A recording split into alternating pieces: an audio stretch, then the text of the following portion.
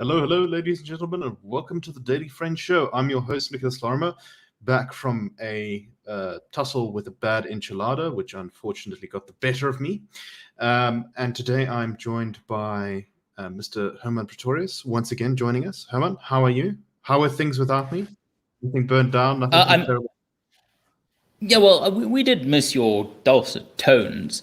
There's no denying that. I wouldn't be surprised if the analytics show that, just the 18 to 25 female demographic did not tune in beyond the first few seconds where they realized that you were not hosting. But we'll wait for the data to come out on that. We are data people, so, let me not make jokes about something very serious.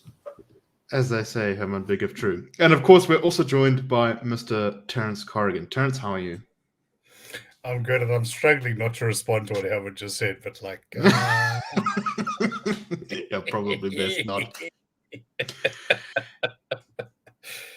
Yes, surviving. Yeah, very good. I see Hermann is getting some flack from the comment section. Anyway.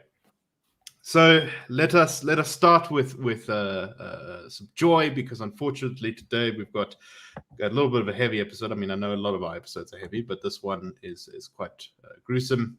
And let's start off with our first story today, which is that a active member of the ANC Women's League and an ANC candidate for election has been killed in a hail of bullets inside her Khayelitsha home at the weekend. Name is Phumeza Nomzazi. She was murdered when two unknown suspects allegedly entered her house in Khayelitsha on Sunday and opened fire. The motive is still unknown, but it's believed the suspects have been waiting for her, suggesting that it may have been a hit. However, this is not entirely confirmed yet. She was the ANC candidate for a ward in the area, Ward 98 in Khayelitsha. Apparently her daughter was with her and she managed to escape, I think, without injury, which is very good. But unfortunately, she was killed. So this has, of course, raised many issues. The ANC Women's League is focusing on the sort of gender-based violence, femicide aspect of the whole thing. But once again, I think the issue that this brings up is really what seems to me to be the spread of political violence, which is very possibly what this may have been, to places outside of Mpumalanga and KZN. So since the 80s and 90s, the center of violence, political violence in South Africa has been around KZN and Mpumalanga, and most of the rest of the country has been at least relatively free from it. But unfortunately, I get the sense that may be changing. Terence, do you think that that's a reasonable assessment? What's your take on this story? Well, we need to know exactly. We need to know exactly why the killing took place. We don't know whether this is politically motivated or not. So, with that caveat, but we know that elections are high stakes games for individual candidates. Remember, this is often the difference between whether you get a kind of middle class life or you are perhaps stuck in unemployment or at the lower rungs of the economy. Also, one of the reasons why, particularly in the ANC, you see a lot of churn with councillors. People jockey very intensely, and often there's a lack of continuity. The sense that it's my turn now, and this often, all too frequently, manifests itself in violence. I don't see any real reason why this would remain confined to KZN and Mpumalanga. KZN particularly has a long tradition of violence, but the methodology and the motivation is likely to be the same. And I imagine in the Western Cape, there are concerns that there are fewer winnable seats, fewer opportunities. Certainly, there isn't a deployment into the provincial government to look forward to, or into an office of the metro. So you probably raise the incentives might be that much higher. Of course, this might be entirely apolitical. We don't know. We'll have to wait. What any investigations may uncover. I think you make a really excellent point there. The way that as the sort of patronage network shrinks in a place, and it is shrinking in South Africa. It's shrinking because, of course, the country is running out of money. It's also shrinking because the ANC is running out of electoral support. And in such an environment, there's, shall we say, fewer places to eat at the table. Hermann, your thoughts? No, I absolutely agree with that point. The carcass has been picked almost bone dry, so whatever meat is left on it will be fought over viciously by whatever vultures are around. That does make the ANC very dangerous. This is a point that I raised the other day when we were discussing the murder of Babita Deokaran. That a desperate ANC is desperate in several ways. Politically, in terms of its electoral prospects, financially, it can either act to protect, people within the ANC can act to protect the interests they already have, or act aggressively against the interests of others, the position within the patronage network. And this pressure just makes the ANC incredibly dangerous. It's a movement that has normalized a form of lawlessness, that has normalized a form of violence. I mean, for all the criticism one could aim at the DA and the Freedom Front Plus and COPE, disunity within those parties always seemed to be less fatal than disunity within the ruling party, and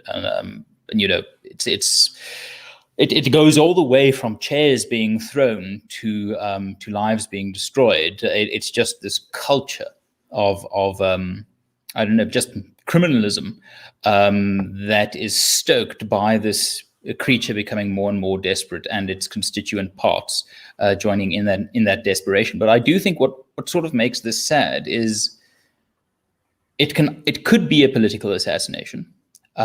Because she's within the ANC, and the ANC is well known to have these factions or these elements, or it could just be a straight up murder. One of the how many 30 a day? I can't even remember in this country. More like 60 a day.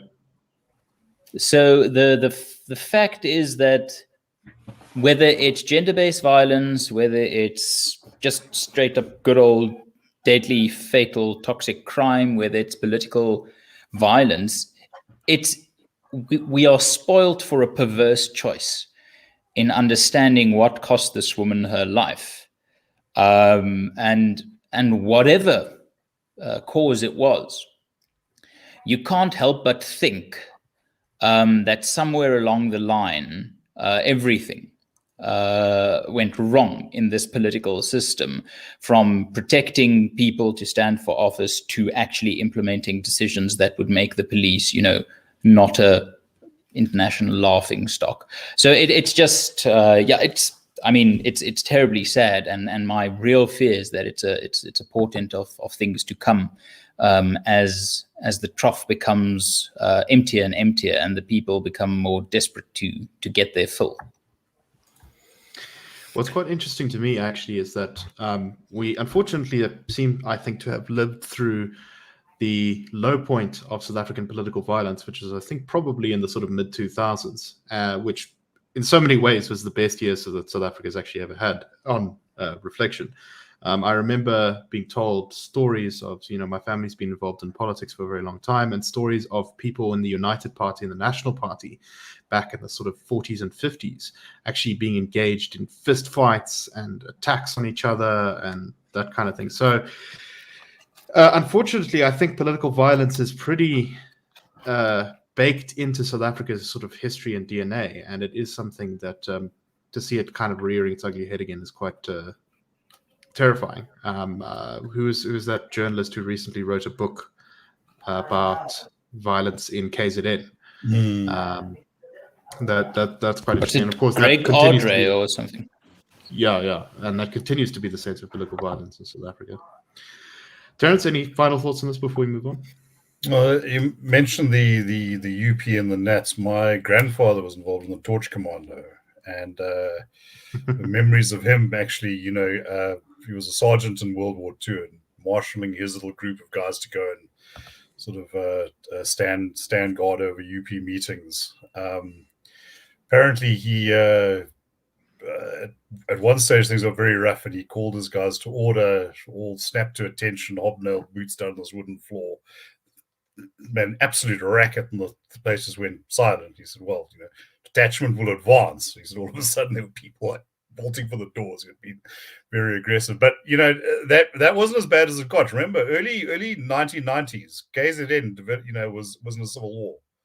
I mean, about what? I'm not the exact numbers escape me, but I think around 20,000 casualties.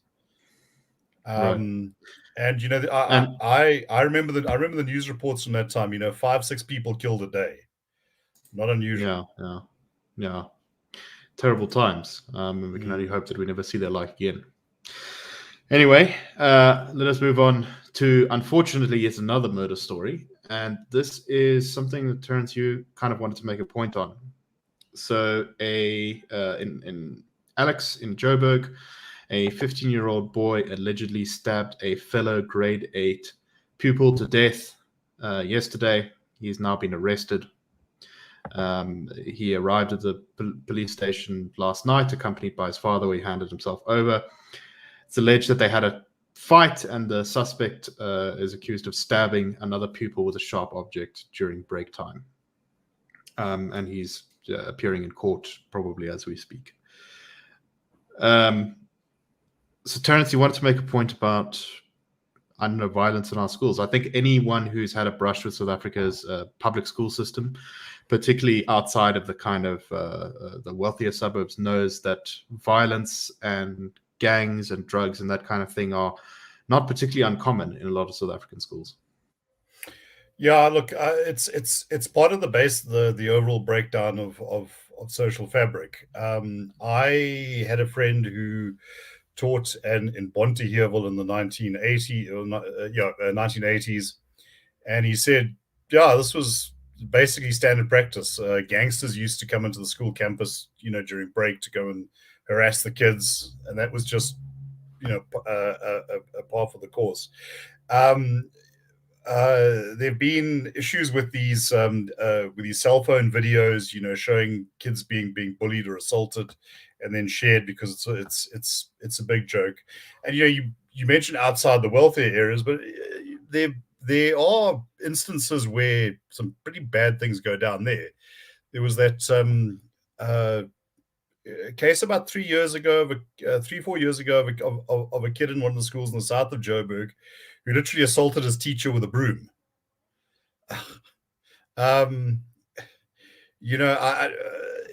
This just speaks to me, this kind of advanced social atrophy. We are, I think, fortunate that we haven't, as far as I know, had a sort of American-style school shooting. But I wouldn't bet too much on that sort of thing never happening. Or perhaps it won't, because I think a lot of the violence we have, it's kind of explosive rather than predetermined, almost opportunistic. But there again, that speaks to a very, very harsh reality. Now, you can imagine trying to study in an environment like that. The odds are stacked very precariously against the young people there, and frankly also against teachers who are trying to discharge their responsibilities professionally. Exactly, and I think it's a point we've made before, and our previous story kind of talks about it as well. So South Africa is indeed a very violent place, and it seems as though that sort of starts fairly early. Hermann, your thoughts on this, and your thoughts on maybe what could be done to solve this problem? I mean, a problem like violence in schools is not one that you can get rid of overnight, although you could probably certainly make things a lot better. What are your thoughts? Well, I'm slightly intrigued by one of the comments saying that the time for principles has passed. It says in serious feces, we need plans, not ideals. And I wonder how one could get to a plan without principles and ideals. I mean, if you're going to look at the greatest accomplishments in history or the worst, they do begin with ideals and principles. A plan without an ideal or a principle is merely a recipe without ingredients. So if we want to solve a problem and we need plans, then we probably need some principles and ideals. So it's not you don't have plans at the expense of principles, or principles at the expense of plans. But I do think this touches on a conversation that we had a few weeks ago here, where we were sort of criticized for. I think it was Terence and myself again. We were criticized for not offering a solution to teen pregnancy. As a this, we were accused of just engaging in talk. But the thing is that not every ill out there can be solved through a centralized plan or a policy. I agree with Terence, and this is perhaps where my social conservatism, personal social conservatism, kicks in, is that I think if you want to solve these sorts of problems, then you have to make the family stronger. The family structure, the breakdown of the family structure was, I think, a massive contributor to at least the violence in the gang areas. And I do think that most research on this shows that stronger familial moral fiber networks are the only thing that can sustainably address these sorts of issues. So then you must look at what decisions can make the family stronger. Does that mean incentivizing families? No. Does that mean giving marriage tax allowances? I don't think so. I think you seriously have to consider what has been happening over the last century that has been driving families apart. And you can think of things like apartheid. You can think of things that fatherless children, because the dads needed to go to Johannesburg to participate in an economy that would accommodate their skills. And then you have to look at today's social welfare system that essentially just becomes this poverty trap, where rather than the state becoming a hand up, it's become a handout, very comparable to a drug dealer. So when you look at these problems, you really need to understand the government cannot solve them. It's not up to the government to solve every ill, but there are certain things that the government could stop doing that would empower citizens, empower parents, empower families to actually raise kids better. Because if you want the state to raise your kids, fair enough, make this the problem of the state. But if you actually want a sustainable solution where the state functions as it should, as a baseline environmental guarantor of the rule of law and things like that, then we need to understand that some other things are going to kick in, and those things might be closer to philosophy and theology rather than politics. Terence, any closing thoughts before we move on? Well, I wouldn't say that focus on the family as part of the solution is inherently conservative. I think that any system that socializes positively and productively should be encouraged. It's, look at it like this. It's not necessarily a case of having having a two-parent nuclear family or whatever, but it is about the ability of parents to exercise authority, to be able to provide for their children. the African extended family, functions very well as a socializing mechanism across the across the continent. I think that the big culprit here probably had to do with migrant labor. How you put that together, I have absolutely no idea. I suspect bodies outside the state, NGOs or churches or whatever, is probably where you need to start. But you're talking about a sense, an atrophy of the institutions that's been going on for generations. I think I said this last time we discussed it. Agri Claster's comment, former editor of the Sowetan, that the biggest tragedy of South Africa is that we used to have strong families. Whether the Western, the Asian, or the African type. That is one of the great tragedies of South Africa, is that we've lost that. And Nick, might I add a last sentiment just on that on this discussion, is that sure. If you're going to the good state giveth and the good state taketh away, the more citizenry becomes expectant on the state to solve its problems, and the more power citizenry gives to the state to solve those problems, the greater the consequences if the state fails. And we see that in South Africa. No, I think that's definitely correct. Anyway, let us move on to some good news. Not really necessarily good news for South Africa, but good news in general. And that is two of our fellow Southern African countries who are at least doing some things right. So we've talked a lot about Zambia and their new president recently, and we'll perhaps get a little bit onto them in a minute. But there's some new information coming out now that while Botswana, our neighbor, had definitely a worse economic contraction last year than previously thought at 8.8%, their growth this year is looking very good. It's looking at growing at around 9.7% in 2021, which is a really phenomenal growth rate.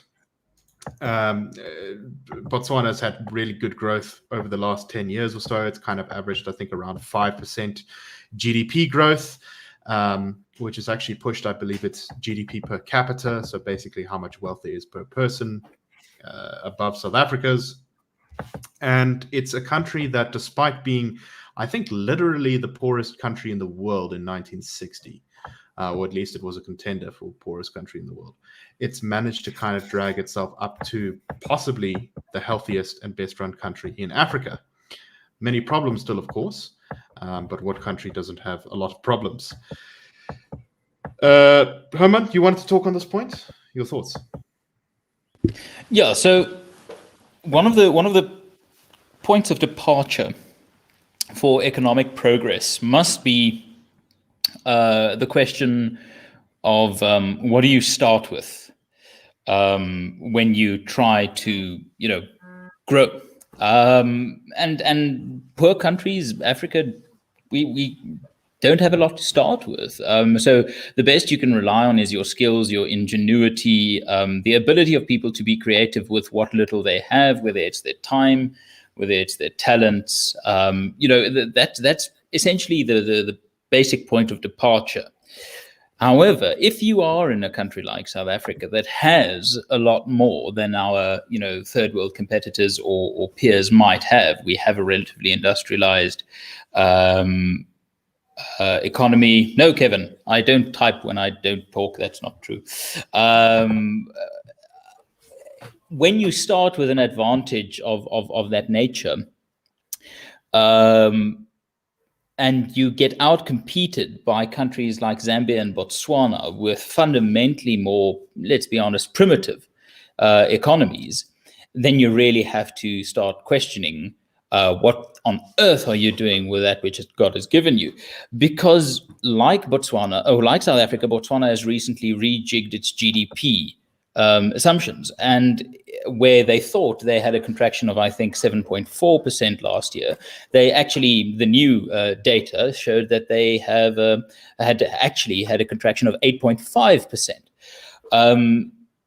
And yet they are looking at almost a 10% growth. South Africa, on the other hand, looking at 2.1 if we're going to be terribly optimistic, or if we're going to be very, very optimistic, 4% this year. So we're not even recovering that which we had lost. And that's in Botswana, taking into account that their economy is more primitive than ours.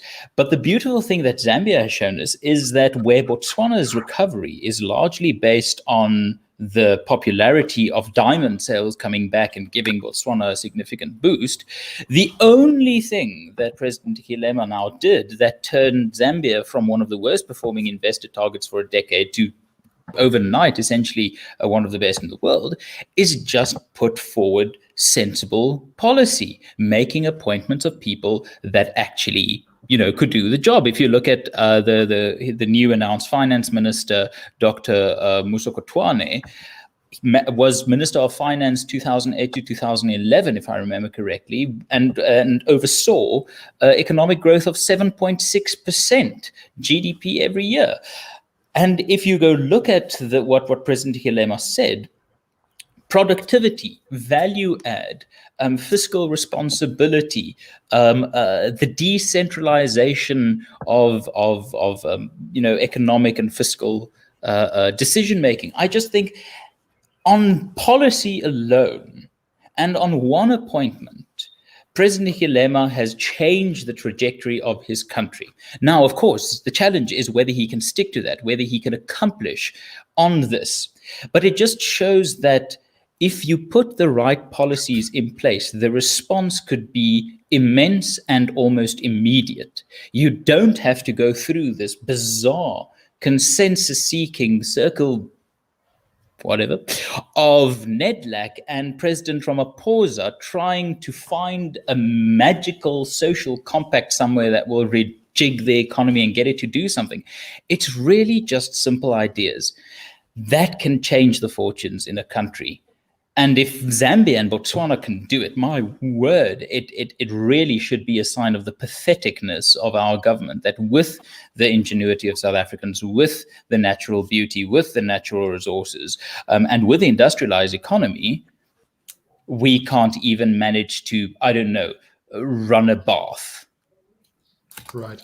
I think another point I just want to make quickly, and Terence, I want your thoughts on what Hermann said and this point. Some of our critics will say things like, oh, you're focusing too much on economic growth. What about all this sort of upliftment, social development, stuff like that?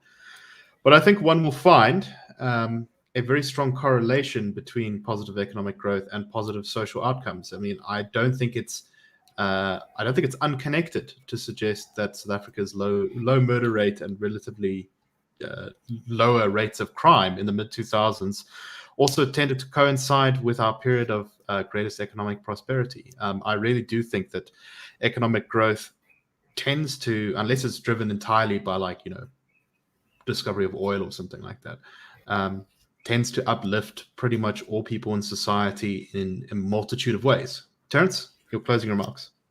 Yeah, look, as I said in the show before, I spent quite a lot of time in Zambia. I think that there is desperate poverty. I mean, it's a developing country par excellence. I remember the taxi driver who drove me around Osaka for a few days, showing me pictures of his house. I think it was basically made out of sand. I mean, stuff like that, which is very, very difficult to get your mind around. On the other hand, it's not. It never struck me as a dangerous place to be, and masses and masses of humanity, and you're the guy who sticks out, and you've got all these American dollars on you because you're there in business, but it's not violent, and it's not aggressive.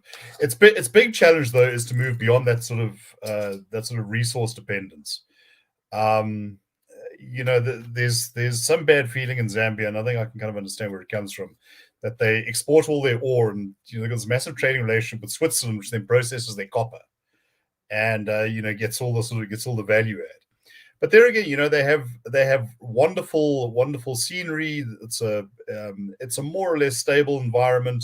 A lot of the tourism that went to Zimbabwe should have been captured by Zambia, and it's going to take more than changes in policy. But Hermann is absolutely correct. Changes in policy are where you have to begin. In South Africa, we seem determined to change policies in the wrong direction, and then try and sweep up the mess later. It's not a happy situation. No, indeed. And it's important that we do talk about these ideas and what is working, because that is ultimately when the conversation changes in South Africa, and when we do change course, either through the fall of this government or through some strange desire for them to suddenly reform. Deciding on what works and what we should do next is going to be very important. And if we don't want to go down the Venezuela route, we're going to have to look at countries that are seeming to turn things around, like Zambia, like Botswana, and take their ideas on board. Anyway, that is all the time we have for today. So thank you very much for listening. We hope you enjoyed the show. We will be back with you tomorrow for another episode of The Daily Friend. Please support the Institute of Race Relations and thedailyfriend.co.za. Anyway, have a wonderful day, everyone, and we'll see you tomorrow.